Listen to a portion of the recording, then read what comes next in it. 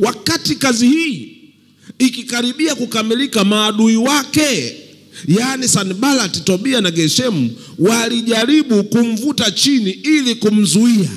Ngoja nikwambie, mawakala wa shetani ni wengi sana. Kila unaposimama kuisimamia kazi ya Mungu, kila unaposimama kusimamia maadili ya kazi ya Mungu, maadui wengi huja. Na nataka nikuhakikishie, wamekuwa wamejaa hila. Kimsingi si wao, isipokuwa wanakuwa ni mawakala wa shetani, na kusii na kukutia moyo kama alivyosimama Nehemia. Simama imara, usiyumbe. Haleluya.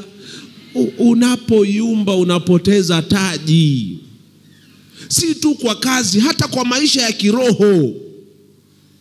Niliwaambia wasikilizaji wangu mahali fulani, kuna wengine wameketi katika viti vya kanisa, hawana mpango wa kwenda mbinguni, na wanatamani kuwazuia wengi. Usikubali kuwasikiza.